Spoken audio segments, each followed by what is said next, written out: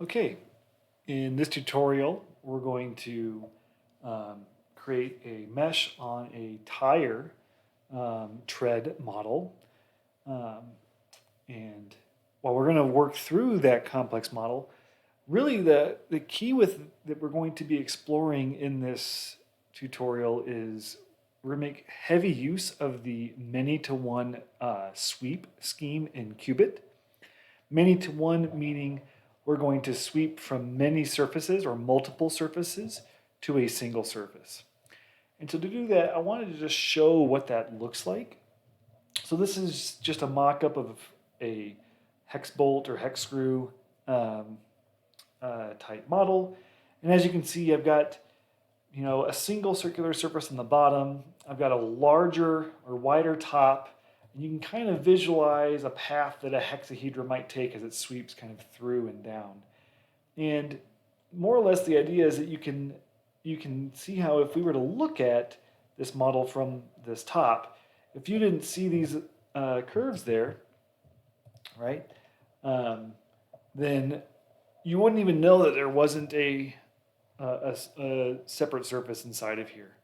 And so what we can do is Cubit can treat these as like a single source surface and sweep down. So I just want to show how you would do that. So we're going to go over to our command panel, and we're going to go to the mesh mode, and then I'm going to define a mesh scheme, and then a sweep. I'm going to choose my volume, and I'm going to specify my source and target. I'm going to use the control button on my Windows machine to select multiple surfaces. And then once I've done that, I can then choose my target surface to sweep down to that. I can then just click the mesh option, and you can see that it'll go ahead and produce that mesh for me. So what's happened is it's taken these two surfaces as a source. It's made sure to link those surfaces together, so it's kind of sweeping still down from the top, linking the surfaces, and then carrying those hexahedra through the model. Now, one of the things we're going to do is look at the hex elements so we can see what's going on with this. So I'm going to draw hex all, and then I'm going to clip my model. And so what you can see is that the hexahedra are coming, sweeping down through and linking. What will happen sometimes is just with geometry, since there's nothing linking this inner surface to this outer loop, you can see that the layers of these hexahedra have kind of gotten off the layer a little bit. It's a little bit lower quality, maybe, hexahedra than you would expect. But you can see that these elements are following the profile and kind of squeezing in to then sweep down. And then throughout the sweep, Cubit is then smoothing those elements gradually out to the bottom there. And so if we were to look at, say, the mesh quality, so for that I'm going to still be in the volume, and then on the quality checker here for metrics, I personally prefer to use scale Jacobian as my primary quality metric. Kind of gives an idea for how much distortion is occurring in an element. And you can see that we do in fact have our worst quality elements kind of right where there is that challenge between like the linking surfaces. Now, one tool I do like to use oftentimes is, especially after doing these multi-sweep meshes, is I like to smooth. There are a number of different smoothers that you can use. I typically find the most robust approach is to use the condition number smoother. It tends to rarely make things worse. You can sometimes get better quality from the other smoothers, but they oftentimes will result in invalid meshes. And so now we can go ahead and rerun our quality metric here. And if we look here, now I've got some higher quality elements through that condition smoother, right? More of them look red, but that's because we've increased the worst quality elements so that now more of those elements appear to be on the bottom of what this scale was. But if we look at, again, what our minimum had been, our minimum had been 0.14, and now our minimum is 0.4. So we've improved our quality of the mesh. Now, whenever you do a multi-sweep, an important comment to make is whenever you do a multi-sweep, if we delete our mesh here, that could have always been done or replicated through web cutting. And so sometimes you might choose to do some of the web cuts from a multi-sweep just to maybe give some more rigidity or help the solver, the mesher, find that sweep. So for instance, if we wanted to ensure that we could connect this inner surface to this loop, one thing we could do is we could do a web cut, and we could do say a loop web cut using that circle. You can see it's going to chop right through there. Now, an important note again is that when Cubit does this, it is not, the topology is still not being shared between those two entities. There's essentially a duplication of surfaces. So what we need to do is kind of two steps. We want to imprint this volume onto the yellow volume. So that'll essentially translate any geometry that's near geometry on the yellow and back and forth. So you can see now I've got this drawn. We've now imprinted that geometry onto the yellow, but I still have a duplicate surfaces. So I would still get, say, two different meshes here. We now want to merge those two volumes together.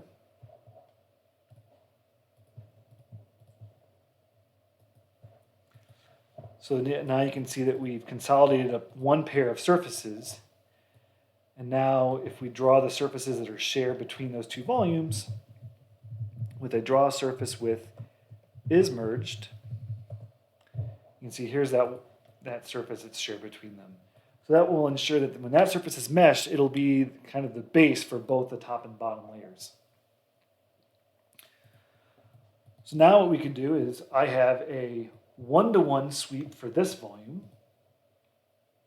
If we go to the scheme for this volume, it's drawn by itself. So I can just say this volume, it's automatically detected for me that it goes from surface 11 to 2.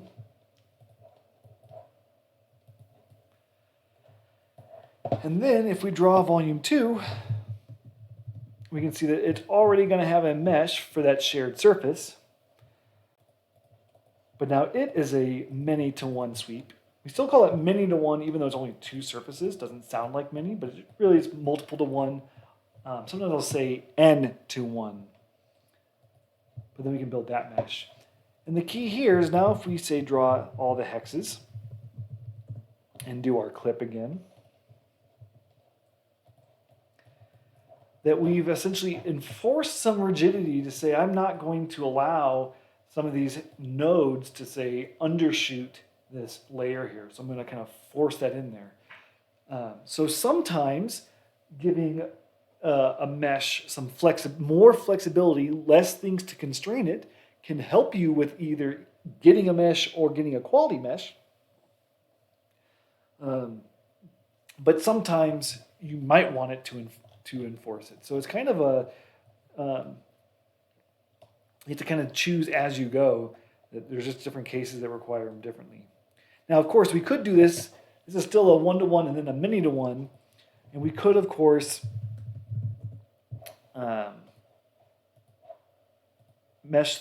do an additional decomposition. So now maybe where we will take for this volume, if we sweep this top surface through the bottom here. Notice I'm able to preview these web cuts by clicking the preview button, and that's showing me then like this kind of blue web that is what the cut will do.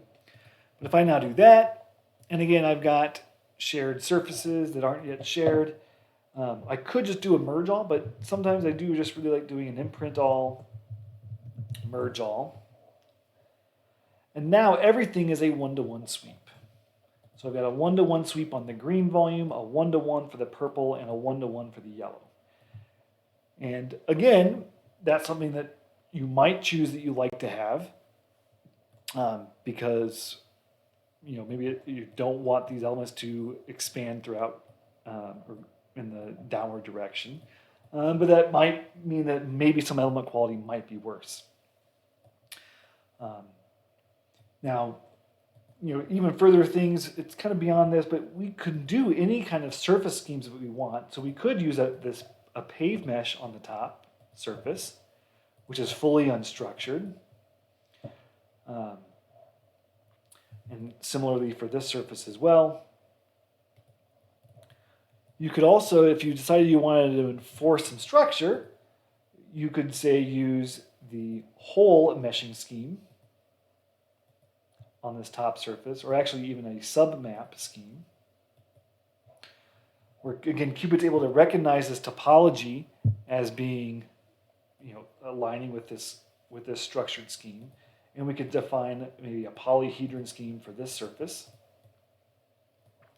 and we could make maybe improved quality by requesting a few more intervals,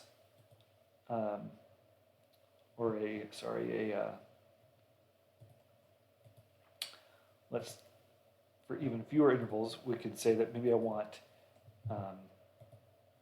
one interval on each of the curves, right? So it's going to, even though it's not one interval around this circle, it was one interval at least on each of these subcurves, and then I could do our poly scheme.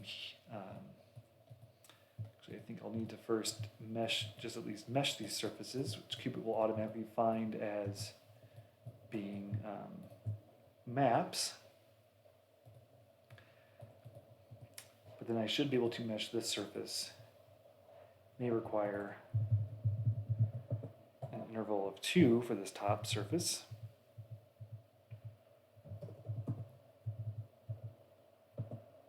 Oops.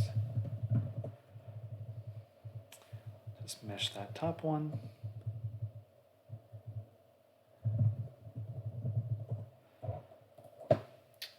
Let's assign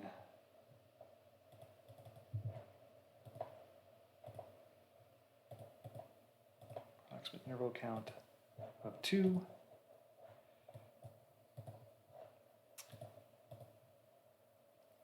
With submap mesh.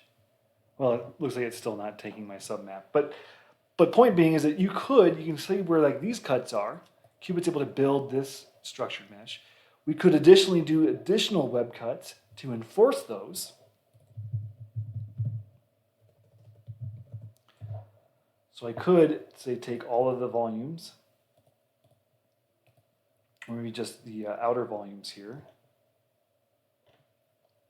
and use plain vertex.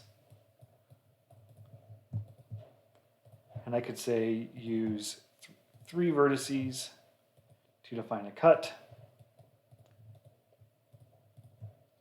another 3 vertices to define another cut,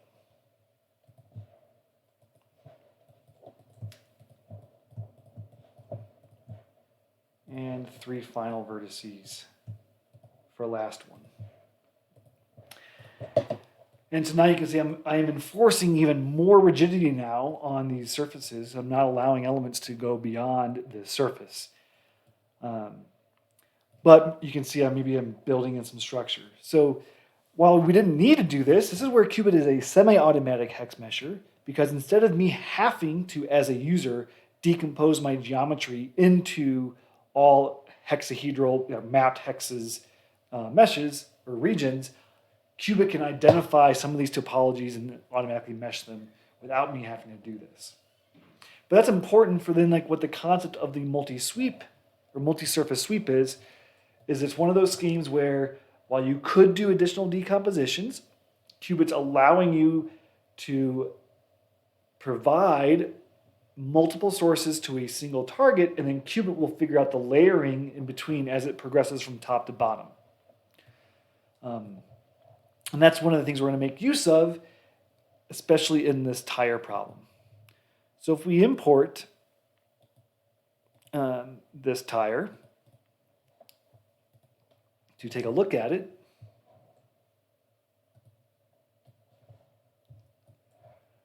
I'm just going to open up a couple things on my other screen here.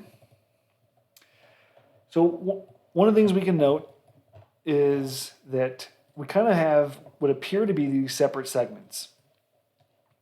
And when I look at trying to mesh something like this, I kind of see these as the individual unit cells. And so like these sub portions.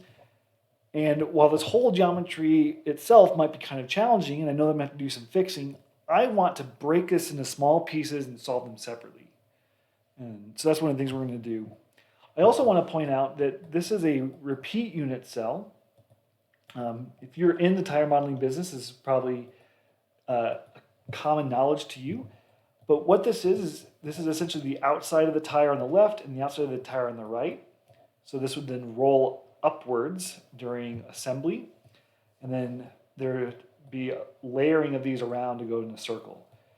The distance that this width is, which is going to be important, we can actually measure with a couple different ways. We can either choose our curve selection, and we can select one of the curves, and seeing as it's a straight curve in our properties panel, we can see its length is 29.42.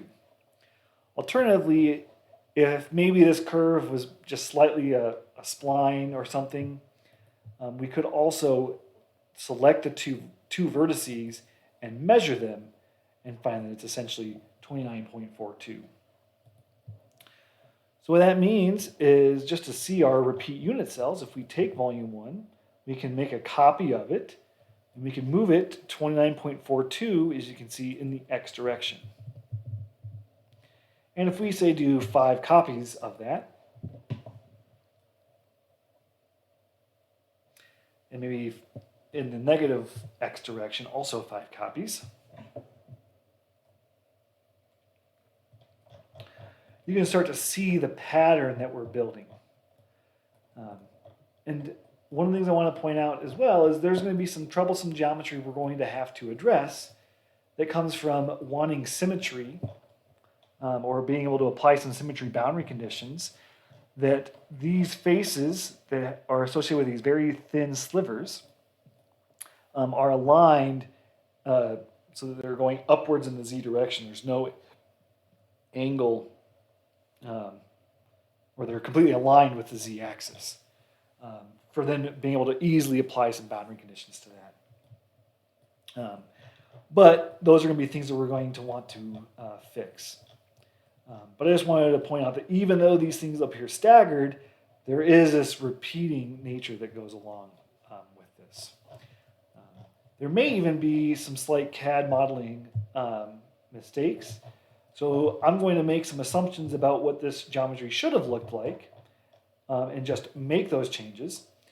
However, if I'm the analyst at this point, I look at something like this, and this is a time when you should go back and talk to your CAD designer to see if this is intentional or if this was a mistake in modeling somewhere. Like, certainly this is a mistake in modeling, I would expect, but as I'm not personally a tire or tire design expert, those are things that I don't want to verify what the actual design intent was. Okay, so with that, we're just going to go ahead and start off. Now, one thing I'll say that is how I like to operate, and is actually how I produce this tutorial, is we have a journal editor in Cubit. So it's this little journal editor button, which will allow you to build a Cubit journal file. What I typically do, and I'm on a small screen here, so it's kind of hard to maybe do some of this editing, but if you have like a separate monitor, I typically will have my journal editor on one monitor and my Cubit session in the other. But what I'll do is that as I'm going through, I will say import my geometry. All of the commands you can do through the GUI are then logged as Cubit command in the Cubit command language. what I'll do is I will copy those commands and then paste them into my journal file. In this case, I'm operating directly in this tutorial directory where this CAD is located, so I don't need the path there. But just to show like how I like to operate is I know that I want to cut these into separate sections. So what I'm going to do is I'm going to do web cutting to do this. And let's just double check. Yep. So I'm going to use planes from surfaces. I want to check to make sure that's the right surface to match the documentation I've produced. I think this is the surface.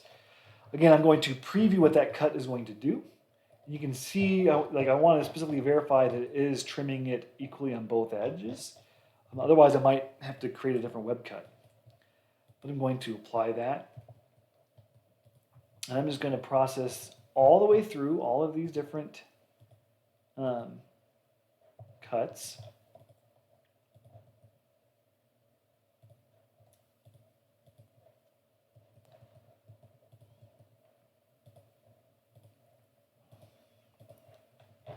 I've now got 5 different regions. So what I want to do is I want to make sure, okay, I go over to my history tab in Cubit. I'm going to copy the commands that I ran. And then I can delete these commands that have the preview in them. And so now I'm starting to build, this is maybe the portion of my journal file that I'm splitting these out. I can then export each individual section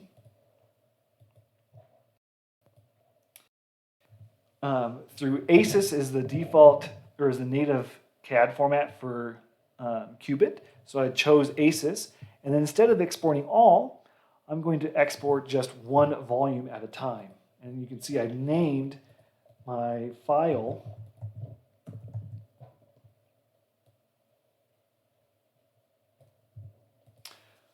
with this section _1. So now I don't have to use the GUI anymore because I know what I want to do. I've got 5 volumes. So I just copy those lines, and I'll just manually edit my journal file here to produce that. So I'll write all those out, and then I can say use comments to start sectioning my file. So maybe I want to now mesh section 1. Again, I can play my journal file and make sure it all runs. I could save my journal file so that in case Cubit crashes, I can just reload it. So what we want to do now is we want to reset. We know that is what things we want to do, and I can see I've got an import ACES. So again, I can just copy and start pasting some things in, copy a name from here. And suddenly, without having to use the GUI, I've done some commands. Now, I am not going to continue using the journal file in this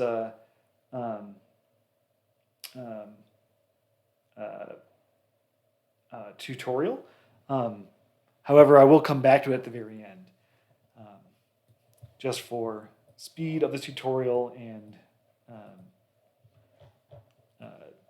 just so you can actually see the full Cubit window session. But no, that's how I build these journal files to allow myself to quickly recover where I'm at or change strategies. So this first section here is actually meshable through this end-to-one sweep. So what we're going to do is we're just going to simply select so our mesh volume sweep, choose this volume, and I'm going to now select all of the surfaces that I want to be used in my sweep.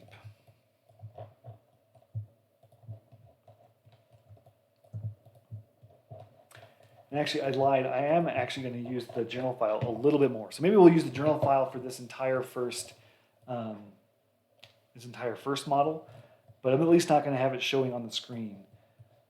So I've selected my source surfaces, and now I'm going to select my target. And then I'm going to mesh. And maybe I want to be able to specify what size I wanted, but you can see here Cubit has actually gone ahead and built my mesh. I might go ahead and delete the mesh and then just make sure to assign maybe a mesh size here of 2 on volume 1, and then mesh it. So maybe I want a very coarse mesh to start.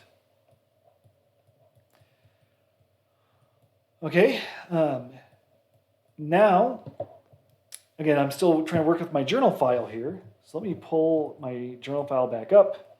Again, what I want to do is I want to copy from my command line the relevant commands.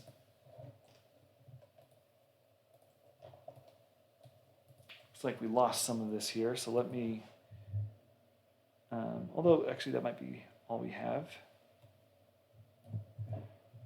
after this import. So this is kind of where, again, I know I've just copied some things over. I know I don't need to delete this mesh. I don't need this undo for a group beginning.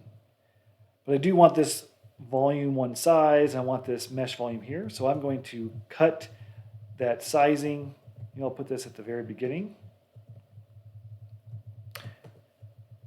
And I sometimes like to break things up a little bit to have some visual space.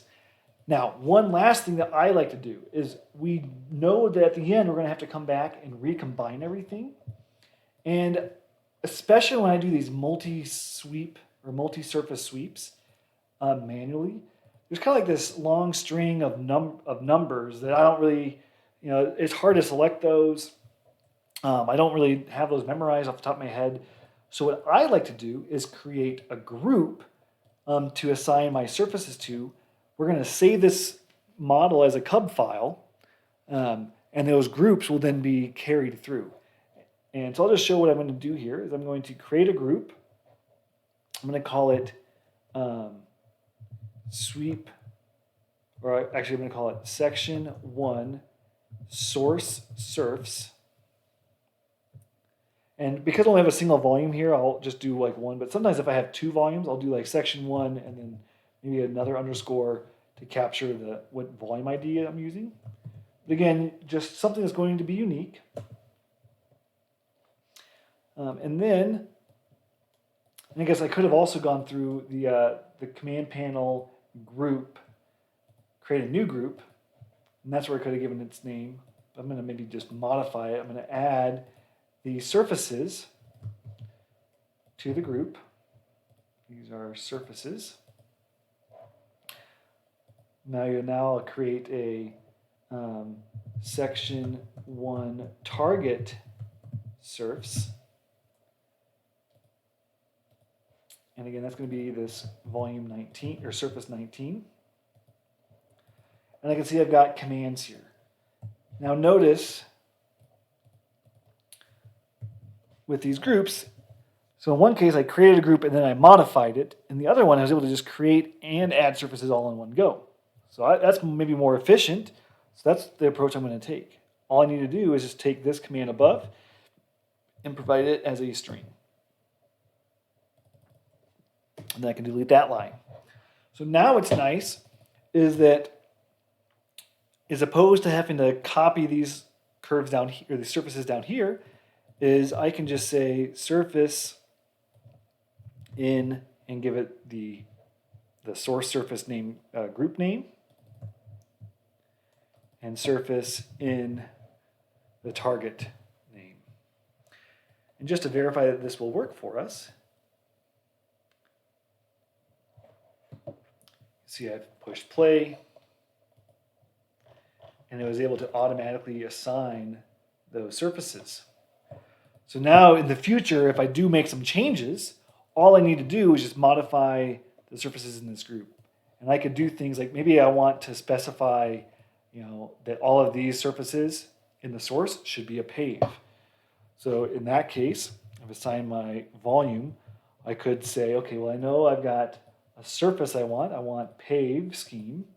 Because again, pave is a little bit less rigid than a map or submap scheme. And I could say in, let's just copy that group name.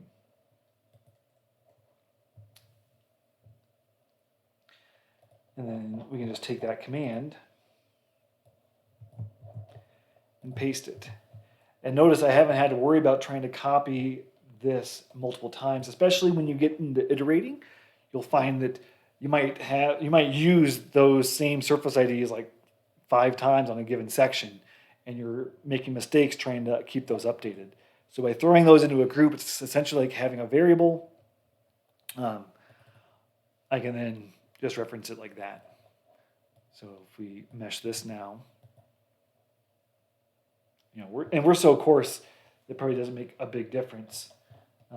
But I just wanted to point out that that's one of the reasons why I use this is for simplicity in the journal file, but also then later we'll be able to just simply, when we combine everything back together, just re-provide those same section names. So now what we're going to do is we can look at the mesh quality for this. So let's again go to the quality metrics. And let's look at, I want by volume quality metrics. You can see I have my worst elements are about 0.5, which honestly is a pretty good element quality. If we want to see those worst elements, we can say filter and maybe keep the bottom 10 elements. And then we can see those here. Now, what tends to happen, especially when you're doing these coarse meshes, but this will even come up with the finer meshes, is you can see what's happening is that Cubit is trying to link surfaces together. And it's in this linking that is what sometimes causes poor quality elements. So you can see in this case, it's trying to link this surface to the bottom surface through this hex element. But you can see that somehow I have to be able to go from this top surface. It has to link down to this top surface because they both share like the bottom. So these are both like the first layer of elements. And so somehow things have to be able to transform or skew between the layers. So again, this is where you could manually do web cuts to section off the layer specifically and make sure everything's propagated around. But that might be a lot of web cutting. It might be very error prone. And honestly, this is a pretty good element quality. If we wanted maybe to try to improve the element quality, again, we could use our smoothing with condition number. So again, we were at 0.49. And if we reevaluate, in this case, it's actually decreased our element quality a bit. So maybe this might be a case where we wouldn't want to. Again, typically I find that the condition number is one of the better smoothers, but even it's not a guarantee. But it does help us even see again just that challenge of trying to link between these two layers. So if I wanted to have then that smoothing, that is something we could then copy the smoothing and bake it into our method. But then the last thing I want to do after I've produced this mesh on this section is I'm going to save my cub file. And again, you can see I've already kind of pre-computed some of these, but I'm going to name it as a cub5 with my section name here. And the important thing is going to be that when I come in and import that cub5 file later,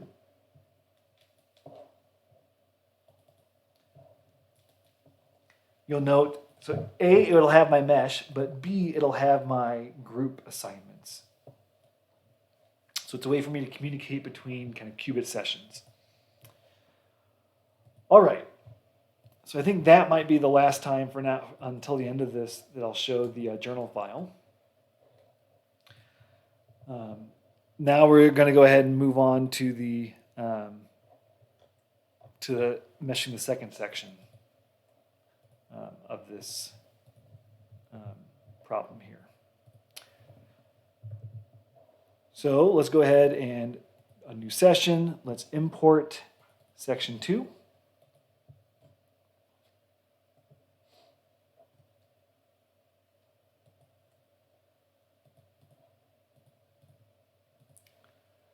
Oops, I meant to import ACES.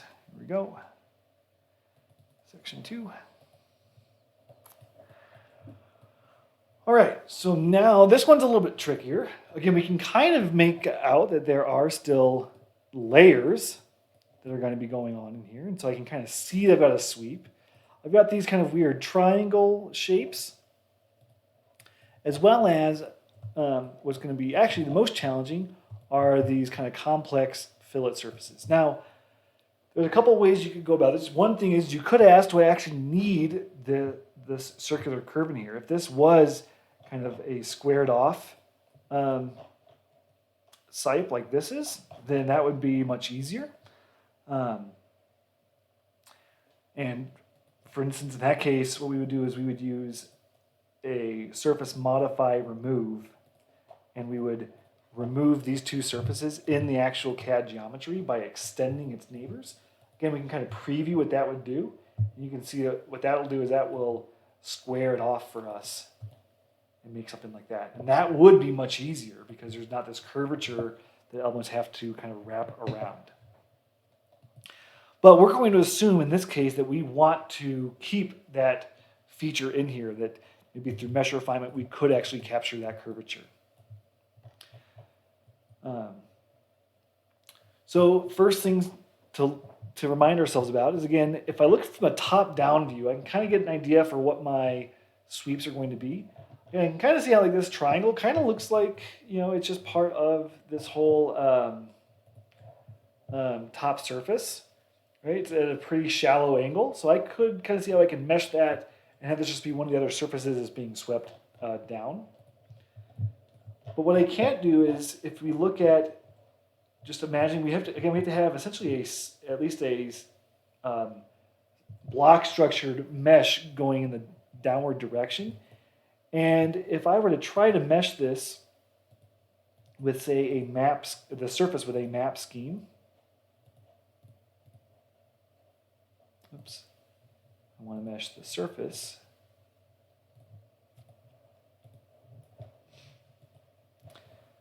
And let's get ourselves a fine mesh so we can see this. Let's go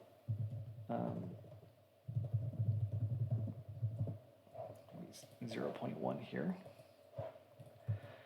You can see that what would have to happen for our mesh to be able to do that is it's going to go tangent here at this tangency. And you can see that I'd have to essentially have extremely bad quality elements, if at all, to try to come down all the way, but then it even terminates before it hits the bottom. And so I no longer have a structured mesh that I can continue downwards with. It can't propagate. Essentially, I'd have zero volume elements at the very next element downwards. But what I can do is something that's called compositing. So compositing is a virtual topology operation. So it's under surface modify composite. And I can essentially tell Cubit, hey, just treat these topologically like they're a single surface. You can see in this case, it's even because the curve angle here was less than 15, it was able to even composite these curves together. What that means is what Cubit will do, if I now mesh this with a mapped mesh, again, I'm just meshing the surface by itself so we can see this, is it will still evaluate the node locations to fall on the surface, but it's not had to actually put nodes on those curves.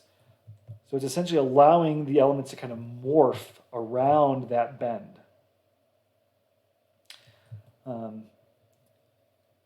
Now we could even go a step further. I'm not going to in this demonstration, but you could even go a step further and composite the entire.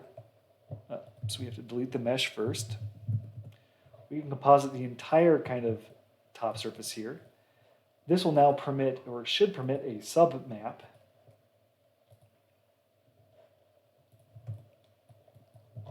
And again, so that's the key, is that this many-to-one sweeping, it just has to be able to build at least a submap mesh from or between the layers. And you can see that now it's not even had to conform to those additional curves. It gives it maybe a little bit more flexibility to try to bend around that. So that's the general approach we're going to take in trying to link from top to bottom in these cases, is that we're going to composite these surfaces together. Now, while I probably could have gone ahead and used this massive compositing for this one surface, this other surface, right, has a steeper angle. And so while we could still come in and composite the surfaces here,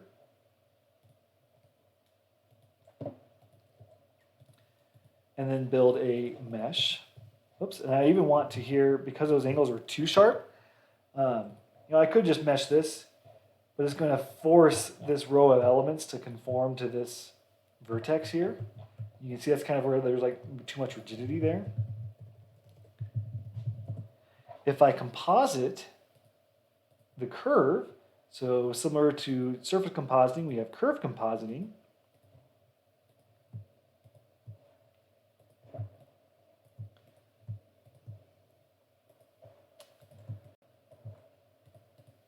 Now if I build my submap in here, you can see it's maybe if I do some smoothing, it will have a little bit more flexibility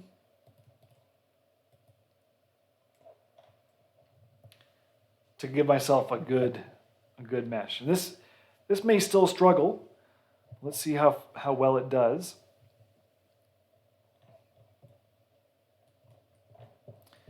Yeah, so it actually didn't do a very good job at that for me.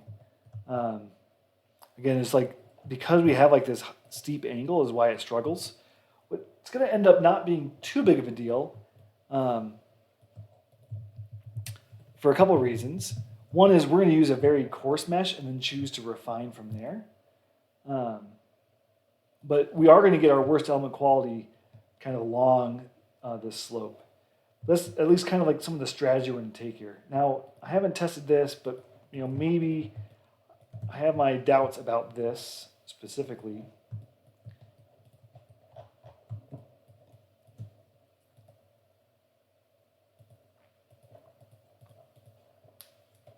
But say we try to submap this.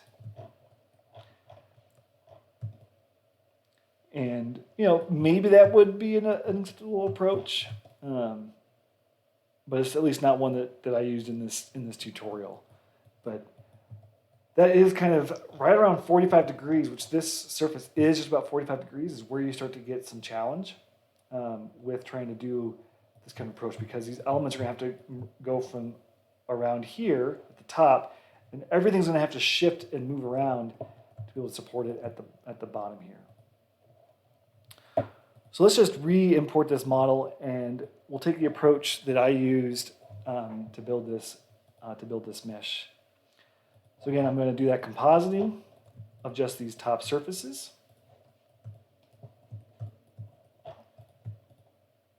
Using control when I select to select multiple things. I'm going to then composite those curves.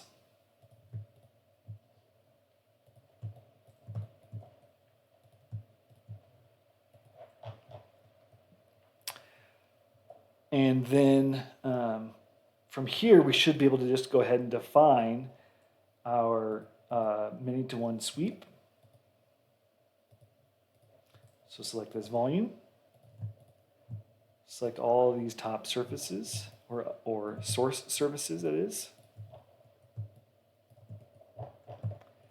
There's a couple, there's at least one small source surface here, and this last one. Oops. And I missed this surface and that surface.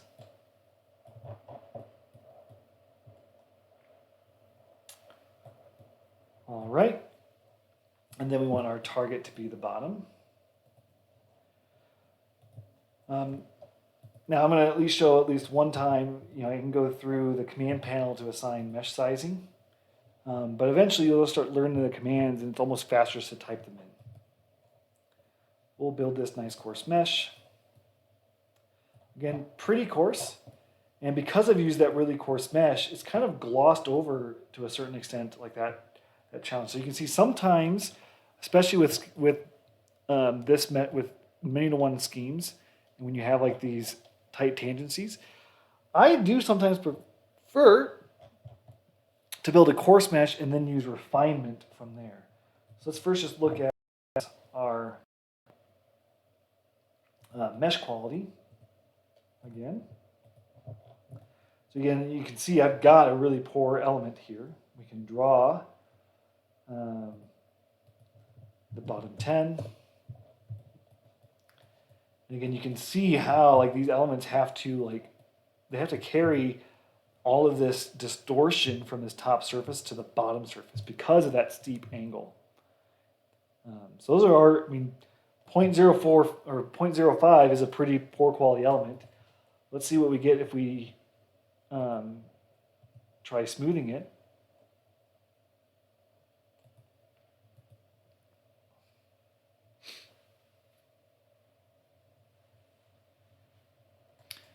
And let's reevaluate the quality. Okay, so it's doubled our element quality, so now we're at least at about 0.9, so it's at least better now.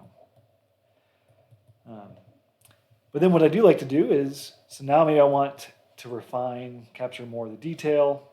I can come in here to the mesh volume refinement. I'll do one split iteration at a time. Oops, and I had smooth on, I meant to have smooth off. I typically like to keep off the smooth. So let's actually delete the mesh. Yeah, it's reset my volume size here. You can kind of see though, like with the, especially with the many to one sweeps, the finer the mesh size is originally, it kind of actually takes longer to build the mesh. So I actually I personally find that from a scripting standpoint, it's almost easier to use a coarse mesh size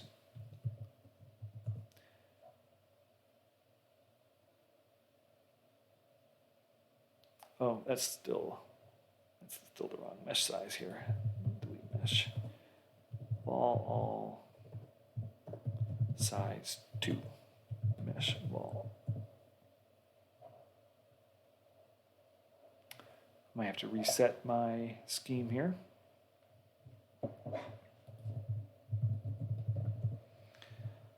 Let's go back into our command history here and let's reapply. This is where if we had applied our groups, it'd be easier to reassign our scheme.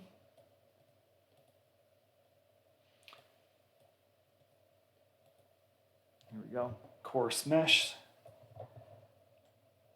Turn off smooth and refine.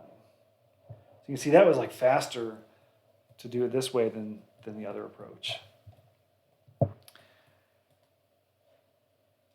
And then if we say look at our mesh quality again with this refined mesh, so now we've got some inverted elements that we would want to smooth out. And oftentimes the condition number smoother again can help us here.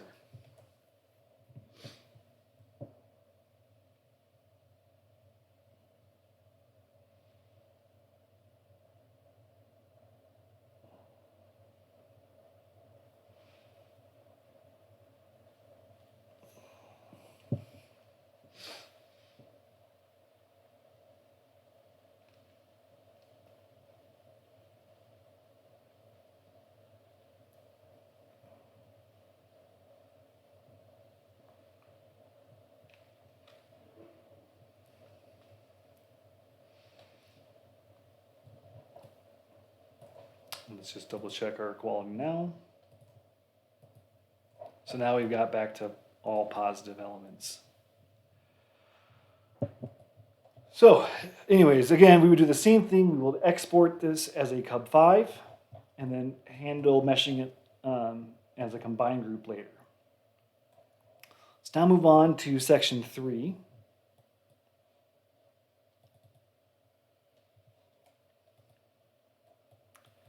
So section 3 is much the same as section 2. It has kind of the same features. It's got those triangle surfaces.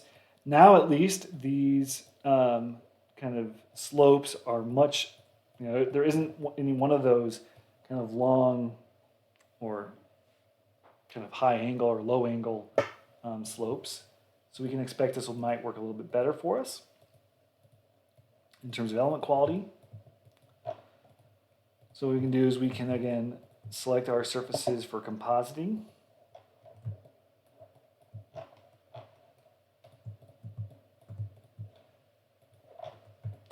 And we want to make sure that we composite those different curves. So let's go ahead and composite these two curves. And then composite the curves that are in here.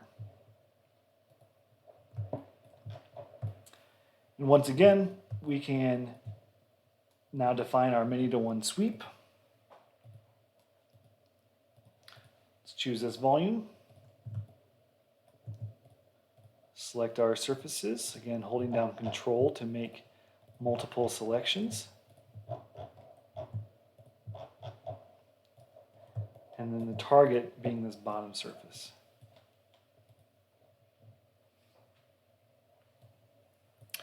Great, so we got a good mesh here. Oh, maybe we got a little bit of smoothing to do. Again, let's just see what we have or what we're dealing with. Okay, so we've got a few bad quality elements inverted at the bottom there. We can take a look at them. Let's keep the bottom 10. Yep, and so now let's go ahead and smooth with our condition number.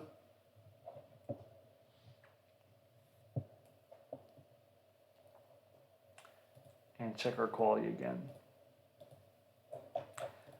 And you can see there, we got a huge increase in our mesh quality all the way up to 0.44. So I would even argue that we don't even really have any poor elements in this case. I typically consider 0.2 for a scaled Jacobian to be a good metric for hex mesh quality. And again, we could refine from here if we wanted to as well. So we'll save that off and move on. So now we're going to work on section 4, and this is where it starts to get interesting. And it's interesting enough that I may make a few mistakes along the way. So I would recommend that if you have the PowerPoint, that you refer to the PowerPoint for kind of some of the procedures. So we now have to deal with this kind of sliver, and the reality is there is just no chance for us to really be able to create a quality hex mesh, even if we weren't doing many-to-one sweeping, when you have something that's got this sharp of an angle. And oftentimes, right, that might be something that you would defeature. But again, the whole reason we have this surface in here is for the model setup to be able to have some symmetry conditions. So we want to make sure that we still have a surface that supports that. And just to show like what this, even if we had some different kind of mesh, if we go with like a pave mesh even, that just as these quads, and you can imagine a hex being built from one of these quads, it's just not going to be able to have good quality here. So that's just like a geometric limitation that we're going to have.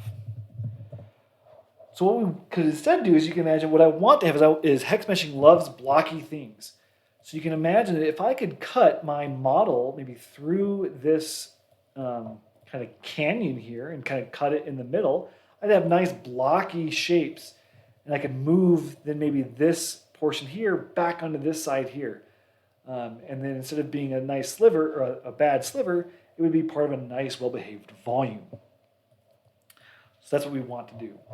Also, there appear to be a few modeling issues here that, again, more poor element quality would be kind of dictated by this really thin sliver surface.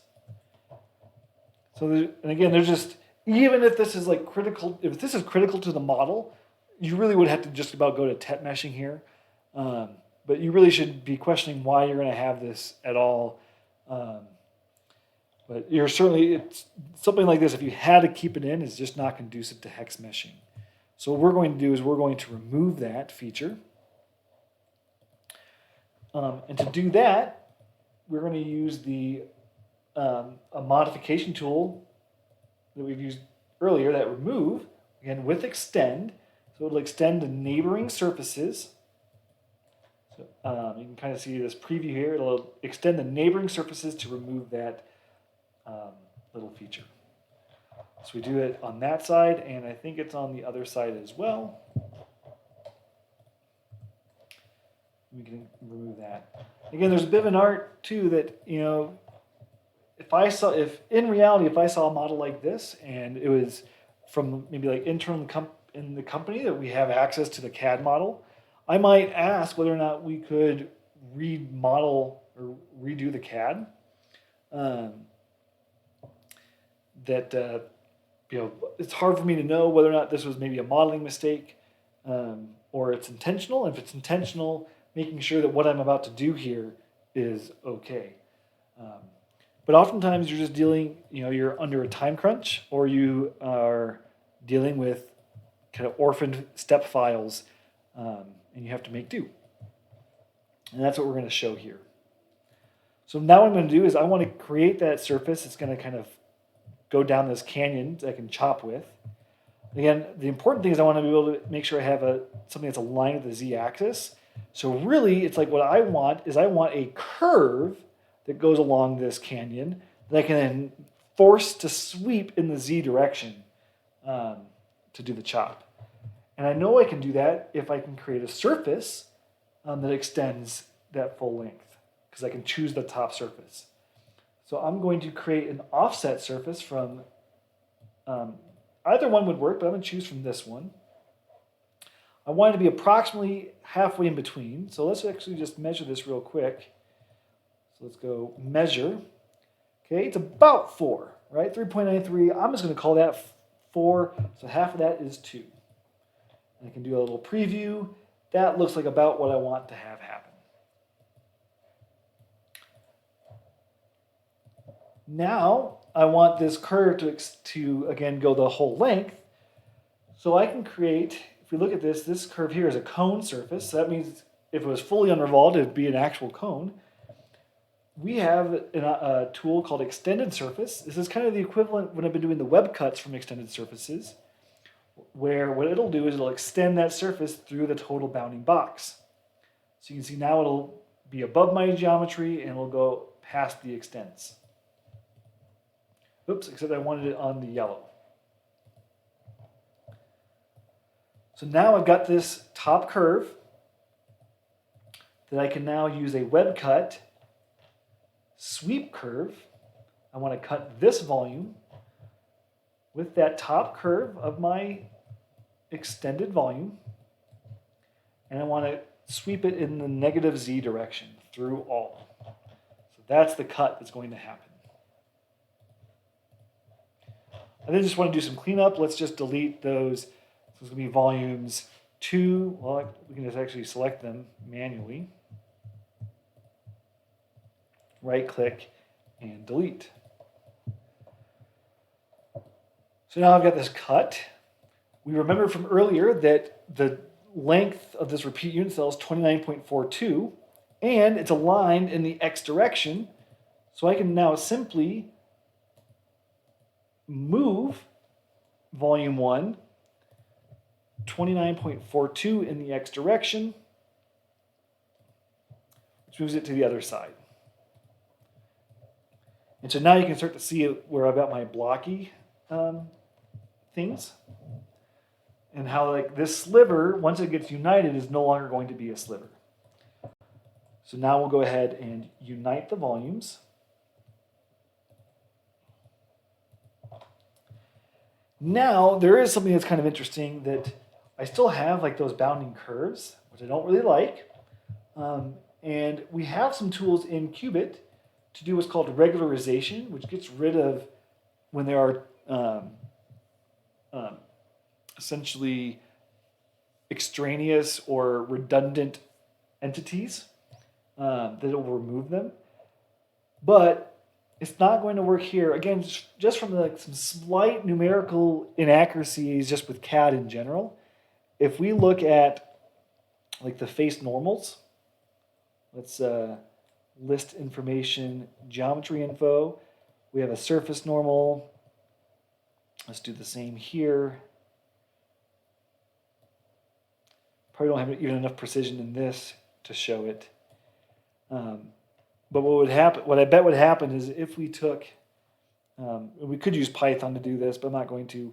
But I would almost guarantee you that if you go out to about the 12th or 11th digit, is where the surface normals are different, and so Cubit sees these, or the ACES kernel sees these as actually not being regularizable or not being a redundant curve. So what that means we're going to have to do is we're going to have to resort to compositing again to get our mesh. So it's a great. Honestly, compositing is a great tool in Cubit that not enough people know about.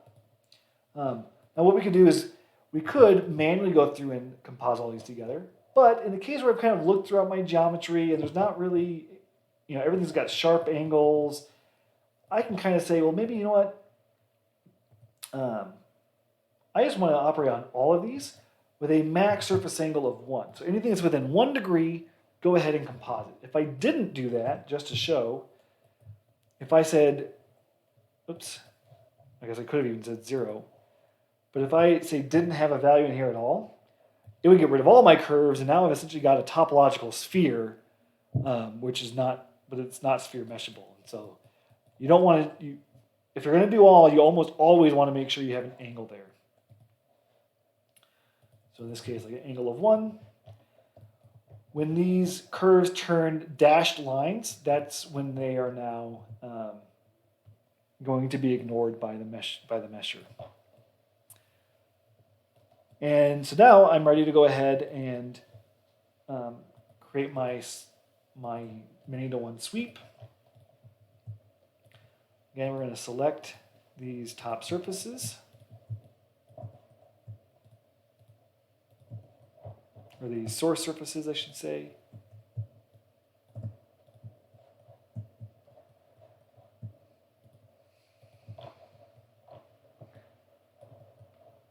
Sometimes I like to do like a transparency to make sure I've got everything and didn't miss some like internal little ledge. And then I want to target this bottom surface. And let's make sure vol 1, size 2, and mesh. All right, let's check out our mesh quality. 0.49. So maybe I want to decide if I want to smooth this at all. Again, I'm going to choose the condition number just to see if it does give me better quality. Instead of going through the GUI, I can just simply hit up on my command line to get back to that quality command. Okay, so that did end up maybe decreasing my element quality, especially like on the base here. So maybe I wouldn't want to use smoothing for this model. But regardless, either way, we go ahead and we can save this off. We assign our group, save it off, and move on to the next section, section 5. Section 5 is the most difficult to mesh. Again, mostly because it's got those maybe same symmetry sliver issue, but also potential modeling issues that are just going to take us some time to clean up. It also makes extensive use of spline surfaces. You can kind of see in the ripples of these surfaces.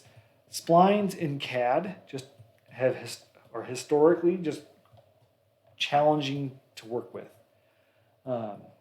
But as you'll see here, we're going to actually make do with this. So we want to do the same sort of thing. We want to chop this this block off. And maybe first we want to measure just to make sure what this length is. Okay, so that's also approximately 4. So again, we're just going to call that 2 as the midway point. So let's create our offset surface.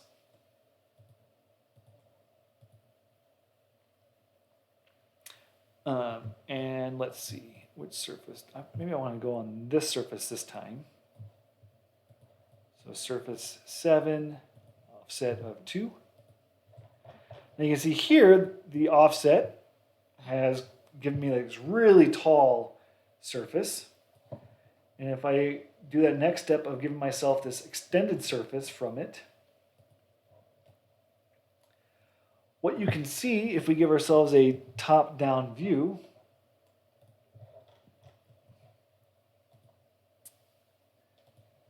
is that now that top curve, let me select it,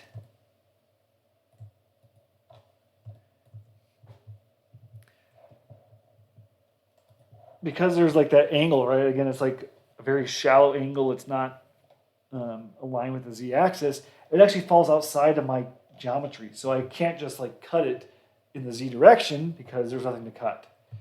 So what I'll need to do is I want to maybe trim this to be closer to this top surface. And so this top surface, it is a plane. So there's a couple different ways I could do this trim. And in one case, what I could do is, if I know it's a plane, and its z location appears to be 0, I could also just draw this volume by itself, get myself my little scales. You can see that the z-axis, it's really bounded by 0, so everything is on the negative z. So if I chop, I could do like offset tool, but if I do like a coordinate plane, it's the xy plane, do an offset of 1. And again, I want to be cutting this extended surface volume 3. Right, so if I use that as my cut plane, I'm definitely above all the geometry of the green. But now that curve will likely still kind of fall, because now I've really got these two volumes I'm working with. This curve now is actually inside the canyon. So now let's go ahead and do that cut. Let's sweep the curve. Let's cut this volume with that top curve in the 0, 0, minus 1 or negative z direction. Let's cut the volume into those pieces. Let's go ahead and now let's clean up those extraneous volumes that we don't need, just because they're going to be confusing otherwise. Again, 29.42 is the distance we need to move this top surface, or this little chunk. So let's modify volume 1. Let's move it 29.42 in x. So I got myself some nice blocky chunks here. Nothing that looks like a tangent on the other side. But this is where there's that maybe potential modeling issue. So we've caught this, and actually I didn't catch this the first time, but if I had united immediately, it actually would be kind of difficult to get rid of kind of this cavity surface. And maybe it shouldn't have been, but it was difficult. So what we're going to do is we're going to do a little bit of prep before that. To try to make it, kind of a little bit easier on ourselves. So this takes a little bit of, of parsing or geometry. What you can kind of see is what I want to kind of chop this highlighted volume, kind of like with that fillet's curve. So I want to create something that's going to allow me to chop.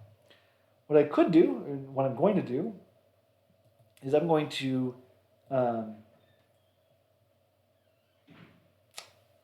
and I could have done this even easier, but the way I did this in the tutorial, because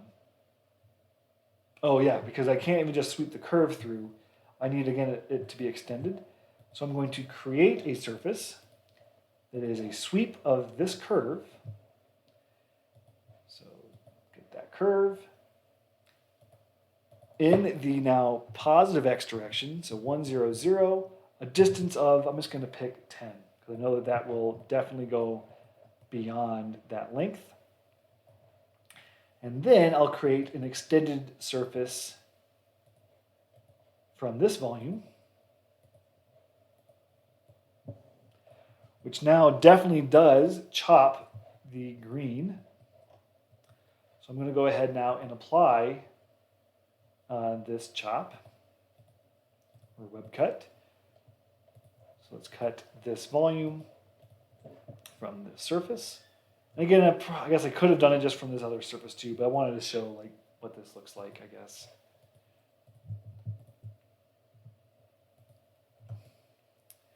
So now I've at least kind of trimmed off to align with this, but now I want to get rid of this kind of remaining tower. So for that, I'm just going to chop that volume with a sheet from this surface. Oops, this volume using this surface. And now I can just delete this. Now I'm going to have some more things, but this is going to be fixable after we do a unite, as well as this extended, right? In order to have neighboring surfaces, things have to be united. So let's unite the volumes.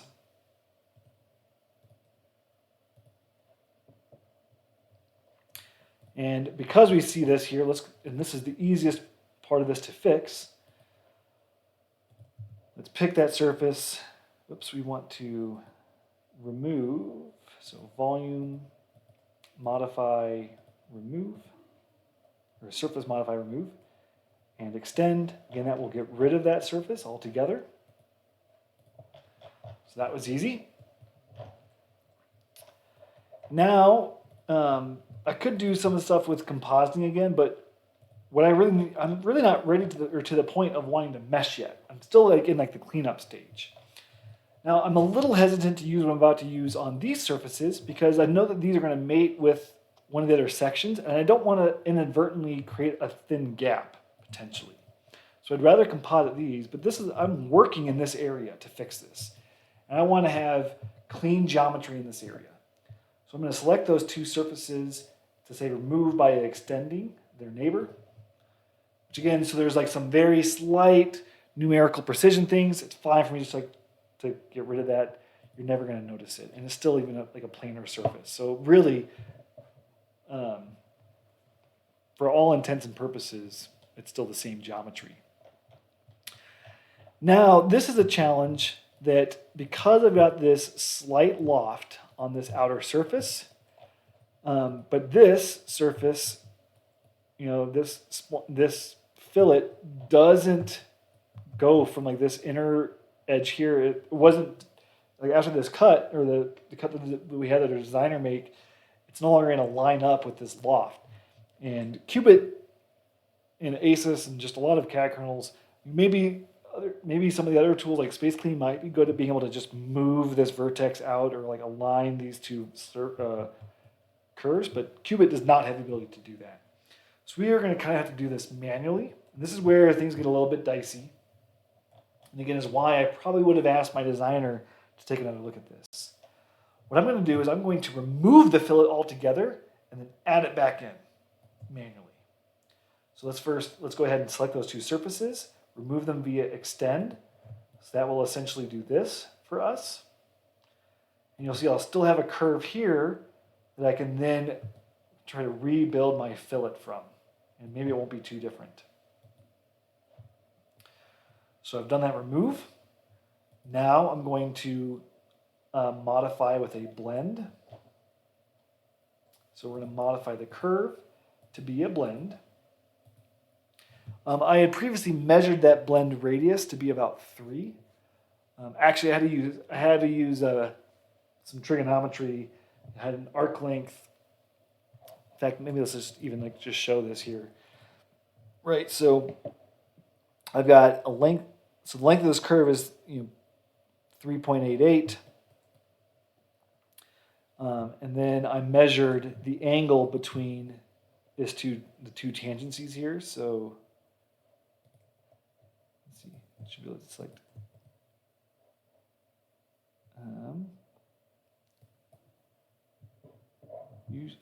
Let's see.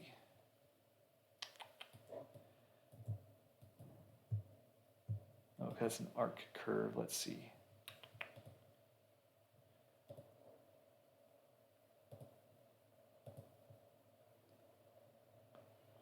Somehow I had measured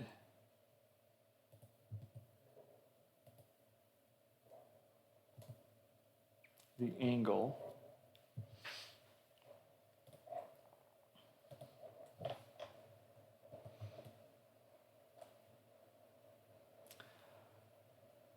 But I'm forgetting how I did that, which is not good. But anyways, I measured the angle and then had like the length of the curve.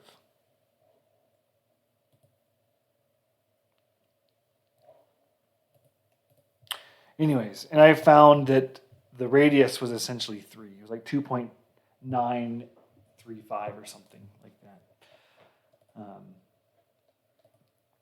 But I forget exactly how to do it. There's usually a measure angle option. Like if I were to choose these two here, I can measure the angle and it will tell you the angle in degrees. So at some point I was able to get that for this curve or for this fillet surface. I might have actually done that. I might have had to reload the geometry, and before I did any of this modification to it, and that might have been how I got that. So maybe we'll come at the very end and look at that again. But for now, let's go ahead and just like move on with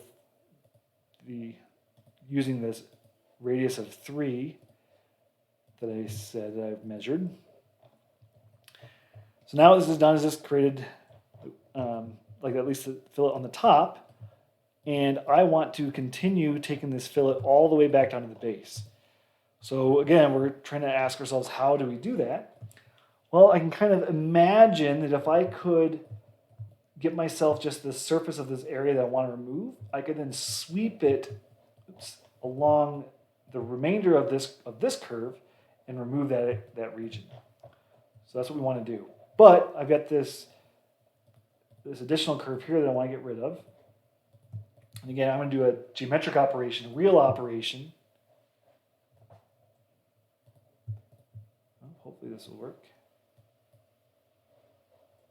Let's see if I might need to heal.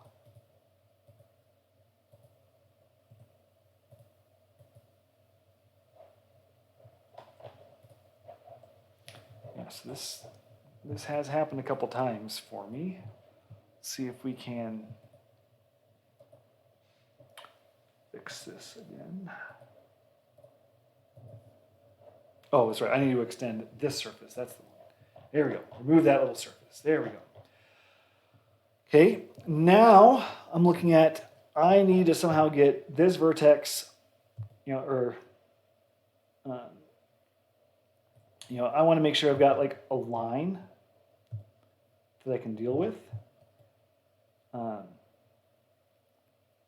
guess I could have, because I hadn't even done it this way, but we could do just the exact same approach we did. This is actually going to deviate a little bit from, well, actually, I think I know why I did it this way. Again, we could do our sweep and then extend and then cut. But I just wanted to show a variety of different tools that you could use. So say that we wanted to be able to get ourselves a plane with this surface. Again, we could maybe just to show what you probably should do here is to sweep that curve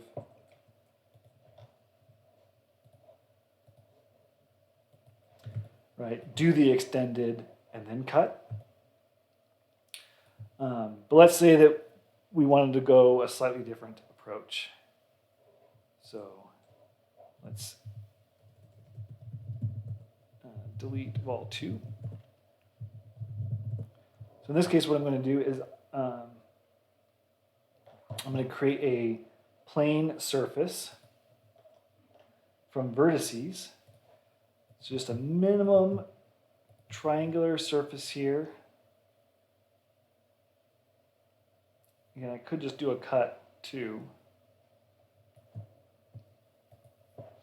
But in this case, I create a little working surface here. And then I and that vertex, that notice that again kind of extends the whole across the whole top to bottom. I can then sweep that this curve in the x direction a length of 10. And so that kind of helps me make sure that I'm actually, maybe that's why I did it this way, is to try to make sure that I was linking between these three vertices on like that line. Just a thing I did that may or may not be the right way to go about it, but I used it. So now let's go ahead and do our cut. Just want to make sure that's the right thing.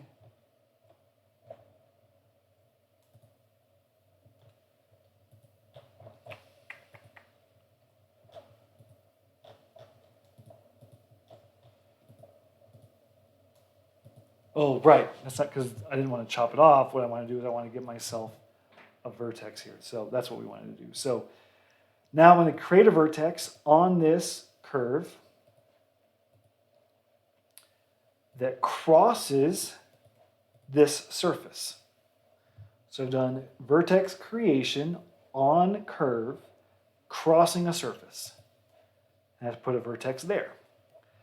What that's going to let me do is now split this top surface through these two vertices.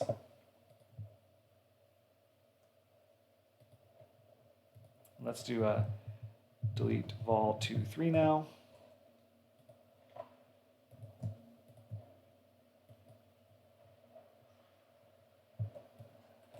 That's unfortunate.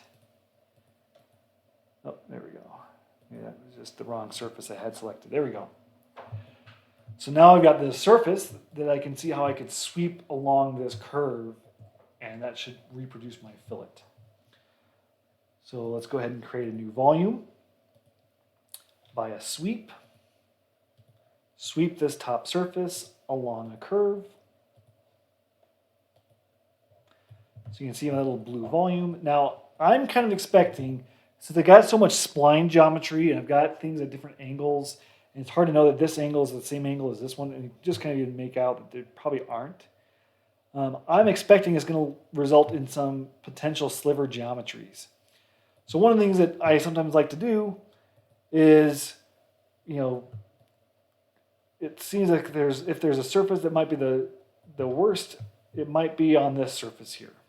I mean, it shouldn't be, but sometimes just for the sake of trying to make things as good as possible, I will sometimes take this approach where I will extend this surface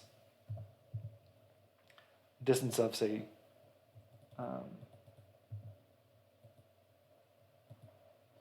along a vector 1, 0, 0, distance of 1. And I probably could have done that for this other surface as well. But I didn't. So what I'll do now is I'll do a Boolean subtraction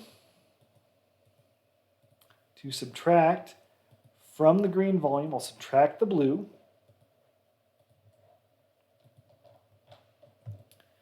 You can see again, there was it's just some of that just deviation that happened because of just angles being different.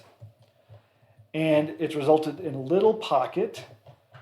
So this is one of the reasons why I extended that by 1, because you can see where that original line was. The original boundary of the blue, it did not actually go out to the extent of this surface down here, because again, of just how all these loft angles worked. But again, that's so small, and it's not really something I want to keep, so I want to remove that. So I kind of expected I would create this little pocket potentially. And so we're just going to go ahead and remove these thin surfaces, again using extend.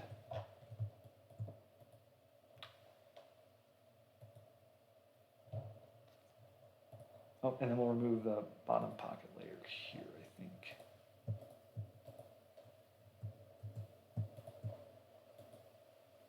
There we go. All right, so we've now recovered that. Taking stock of where we're at, we think we've handled this, but now if we kind of notice, if I created just a copy, because again, I'm really concerned about the symmetry here. If we copy volume 1, move it by 29.42, and by negative 29.42, just to see both sides of the symmetry, we can kind of make out that now it's this other ledge on the other side that doesn't match up. So we're going to want to do some cleanup there. And again, that was the assumption I made, is that the case of this is that we wanted this fillet to go to a flat edge over here, as opposed to have like a little crevice for it. So now we need to fix up this side. So what you can kind of see is, well, to a certain extent, I've already kind of got it here. Since I've done this symmetry condition, is I need to be able to communicate the location or position of this curve here onto this other curve. And it just so happened that because I've done that copy, I have it already. So what I could do is I could say just make a copy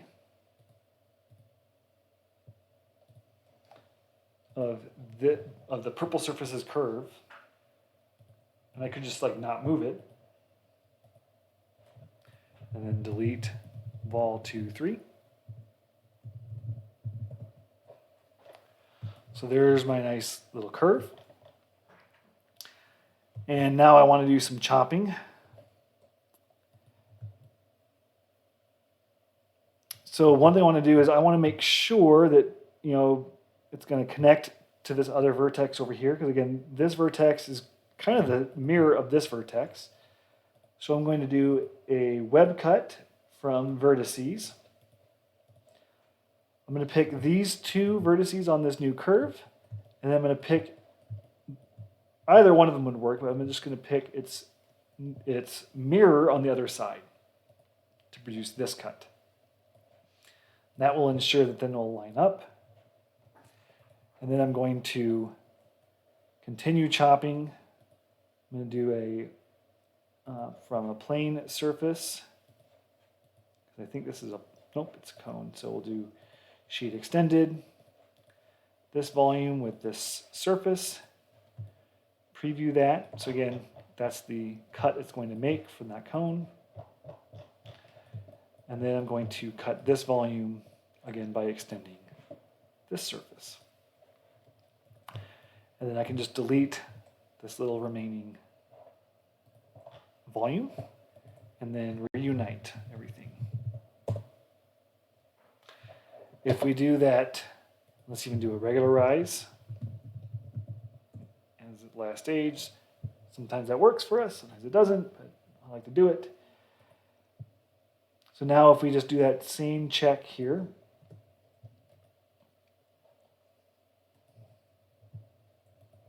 you can now see that looks like my symmetry is all lined up and working. Okay, so now we're going to go ahead, we can delete these two volumes.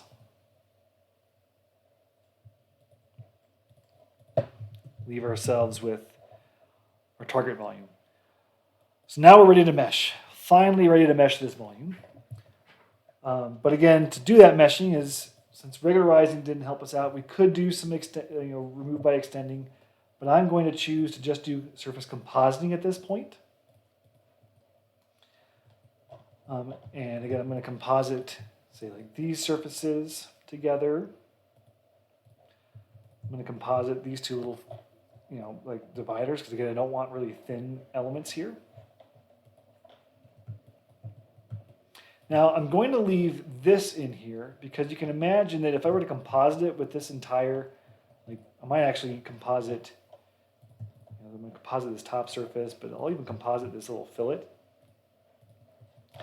If you imagine, if I were to composite these together, that now becomes one really big surface with a bunch of different kind of cutouts and chops. And you do want to make sure that there are curves that provide a path to be able to see how that sweep goes all the way through down to the bottom. And so while I do kind of have that because I got the curves on these boundaries here, I do kind of just suspect that I want to have maybe this curve here anyways. So we'll go ahead and keep it. But we'll just go ahead and keep on compositing. So here's just a little bit of that fillet. So we want to composite that together. There's also like a really, you can see here that there is, as this surface comes in, it just barely misses. So we have a small curve here.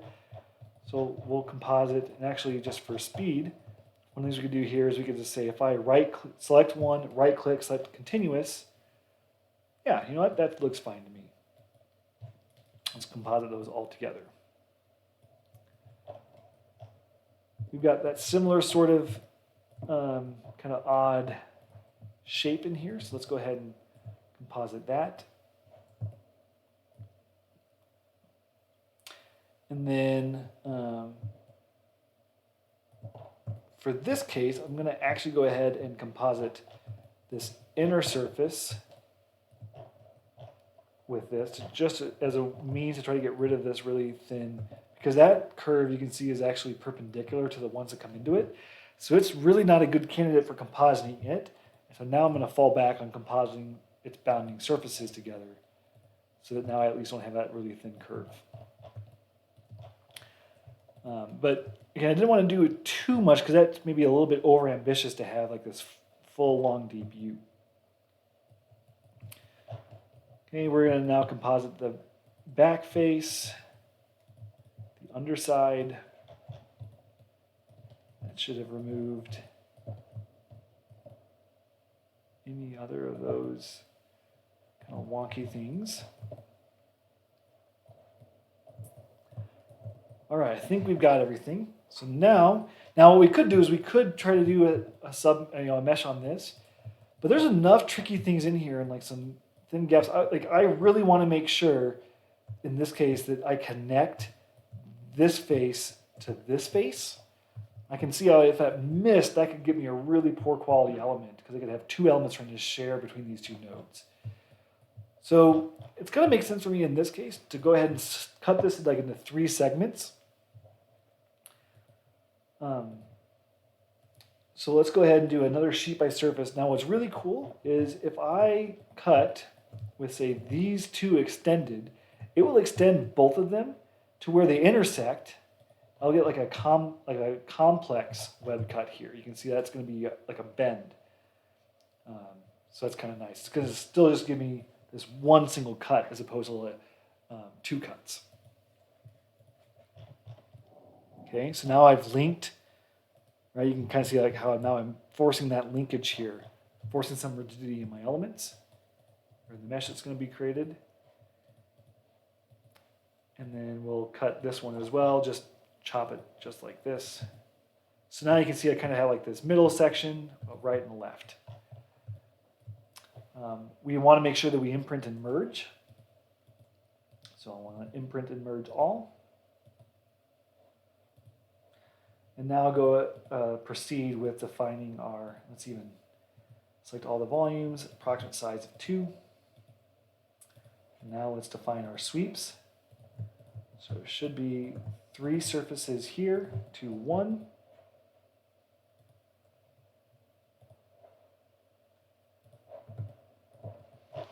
Again, you can see I've now, you can see where I was able to force that element so it wasn't like super skewed.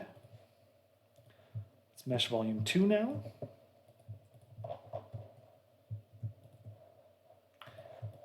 To the base.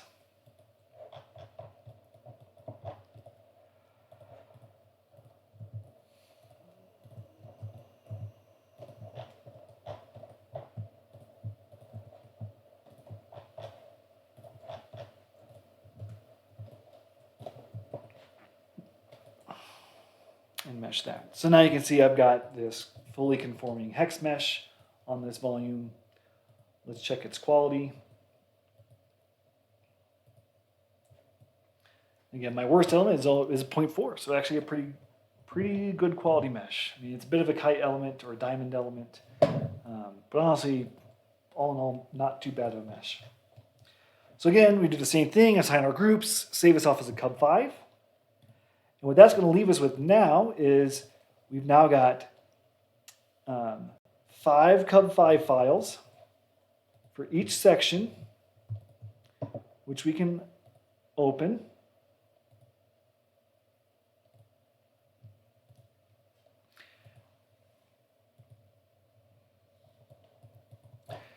Now, again, because we mesh them individually, I don't have conforming mesh. But this is where, because I'd assigned those groups, you can see again that I still know how to reapply these schemes after I'm going to do a delete mesh. I'm going to, once again, imprint and merge volumes. Here I'm going to just manually make sure that these are already imprinted and merged. I don't want to make me screw something up, so I'm just going to imprint and merge those. And now, what I've done is I've got my journal file where I can assign my scheme easily because I have my defined groups. So if I just go through all of these groups individually, you can see that they all still are correct.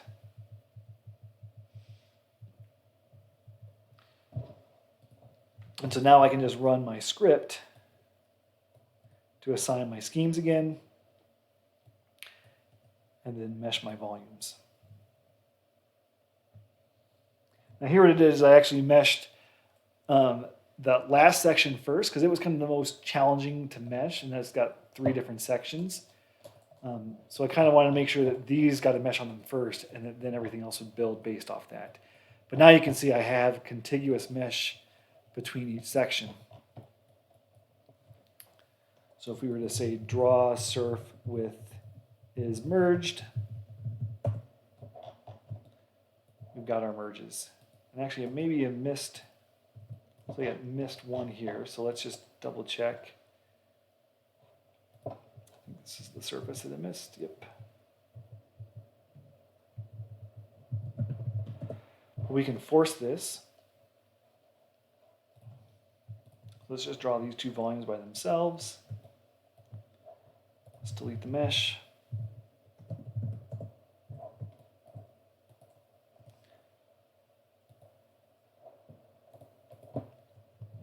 Vol 4. Okay, yeah, so that looks like where it's missed.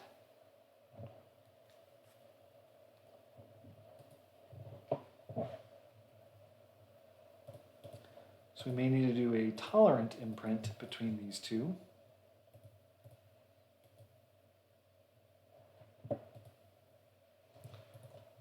Draw surf with is merged. Again, that tolerant imprint says, I really want this. Oops. We have to set a looser tolerance then.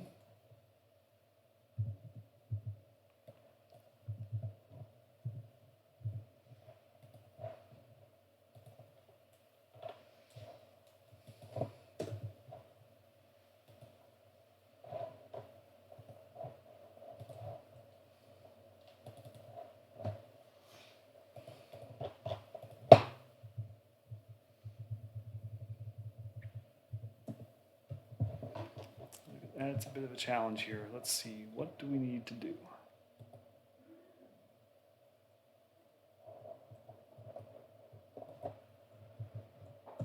We're also missing that one over there too.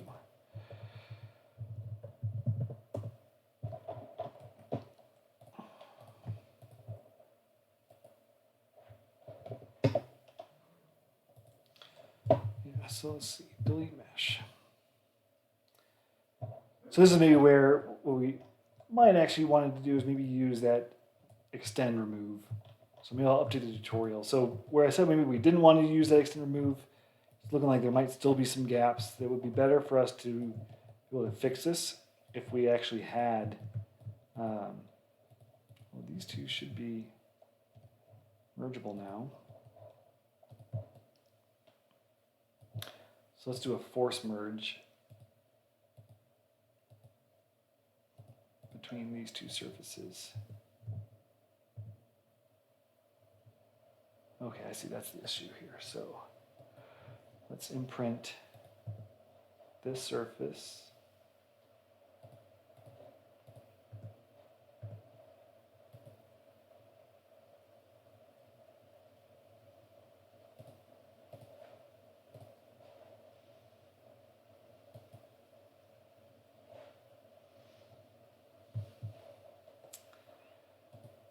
And then let's see if we can now merge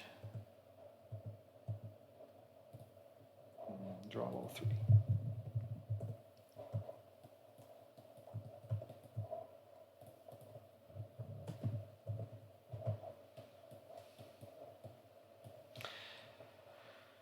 Yeah, so it looks like it's probably having some challenge with there's some virtual topology that lines right up on themselves.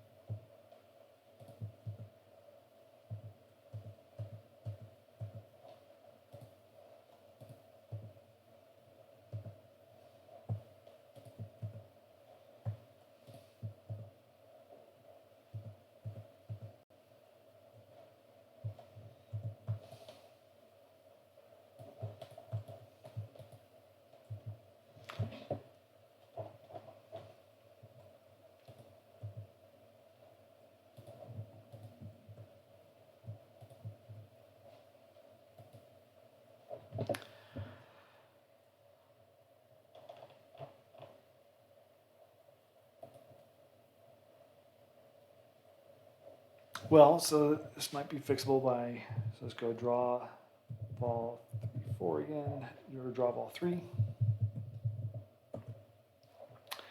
We should just be able to, I think, composite. I think just what happened here is that we just need to composite these surfaces together. It's not like a real draw ball 4. Okay.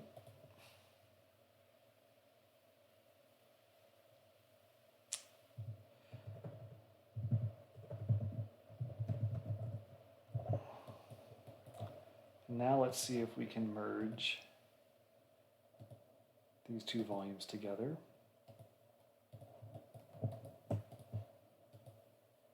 There we go. Now we got that surface merged.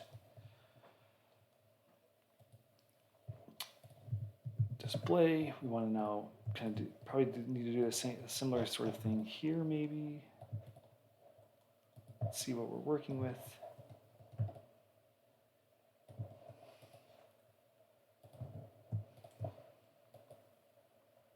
There we go. So now if we do a draw surf with is merged, we've got all of our merged surfaces.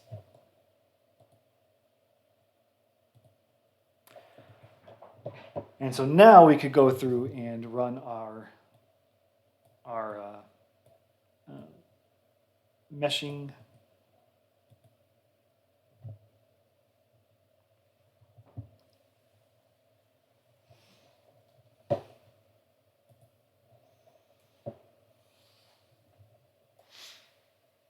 Just gotta wait for the graphics to update here.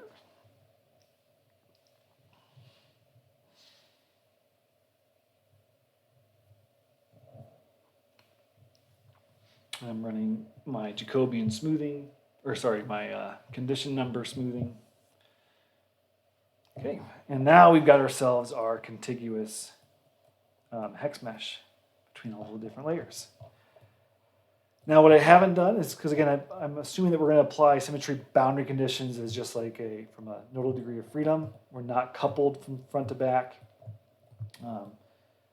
So I haven't done stuff like making sure that the meshes are equivalent on either side. But obviously that's something that if you needed to do, you could do that as well. But that might be a little challenging because at least, again, you have to make sure that this surface topology was replicated on this other side. All right, and so that is, oh, and then then the last thing just to again point out is that then if you wanted to have a finer mesh, you could then take all your volumes and do a refinement through the refinement tool, which again I find sometimes is a little bit faster than doing it with other approaches. So then, as a last comment here, there were a lot of things I had to do kind of ad hoc, and so it may not, while it's nice as a journal file, maybe it's maybe not something that could be in its current state modularized just due to some of those big challenges we had. But what a lot of people will do is once you've written your journal file, you can start to do things like convert it to Python. And so by having our journal file in the editor, we can just click this, translate to Python. It now gives us Python routines, and you could start to create methods. So we could say split geom, make this a method.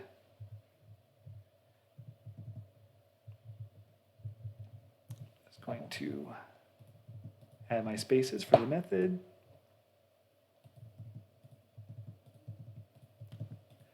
And that's split it. I can make another method, def proc sec1, and do all this section's processing.